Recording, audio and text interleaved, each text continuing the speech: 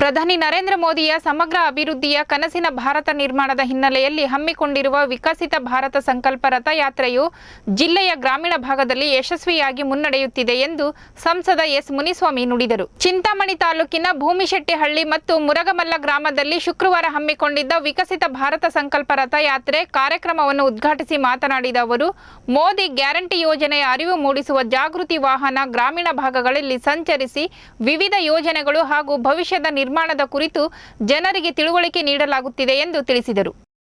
5,000 ಗ್ರಾಮ ಪಂಚಾಯಿತಿಗಳಲ್ಲಿ ಹೋಗಿ ಸನ್ಮಾನ್ಯ ನರೇಂದ್ರ ಮೋದಿಯವರು ಕೇಂದ್ರ ಸರ್ಕಾರದ ಏನೇನು ಯೋಜನೆಗಳನ್ನು ತಂದಿದ್ದಾರೆ ಅದನ್ನ ಜನರಿಗೆ ತಲುಪಿಸೋ ನಿಟ್ಟಿನಲ್ಲಿ ಯಾರ್ಯಾರಿಗೆ ತಲುಪಿಲ್ಲ ಅದನ್ನ ಯಾವ ರೀತಿ ತಲುಪಿಸಬೇಕು ಅಂತ ಹೇಳಿ ನಮ್ಮ ಎಲ್ಲ ಅಧಿಕಾರಿಗಳನ್ನ ಜೊತೆಲಿಟ್ಕೊಂಡು, ಜನಪ್ರತಿನಿಧಿಗಳನ್ನ ಜೊತೆಲಿಟ್ಕೊಂಡು, ನಮ್ಮ ಸಮಾಜ ಸೇವಕರುಗಳನ್ನ, ಅಧಿಕಾರಿಗಳನ್ನ ಜೊತೆಲಿಟ್ಕೊಂಡು ವಿಕಸಿತ ಭಾರತದ ರಥಯಾತ್ರೆ ಹೋಗಿ ಅಲ್ಲಿ ಇದನ್ನೆಲ್ಲ ಪ್ರಚಾರ ಮಾಡ್ತಾ ಇದ್ರೆ ಎಲ್ಲರೂ ವಿಕಸಿತ ಭಾರತ ರಥಯಾತ್ರೆ ಅಲ್ಲ, ಇದು ಮೋದಿ ಗ್ಯಾರಂಟಿ ರಥ ಅಂತ ಹೇಳಿ ಜನ ಎಲ್ಲ ಮೆಚ್ಚುಗೆ ವ್ಯಕ್ತಪಡಿಸ್ತಾ ಇದ್ದಾರೆ.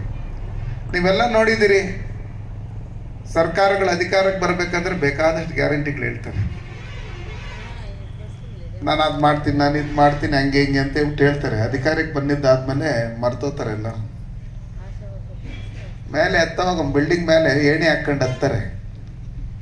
ಹತ್ತಿದ್ದಾದ್ಮೇಲೆ ಏಣಿನ ಮರ್ತೋತಾರೆ, ಇಳಿಯಕ್ಕೆ ಹೋದ್ರೆ ಆಗಲ್ಲ, ಬಿದ್ದೋತಾರೆ ಕೆಳಗಡೆ.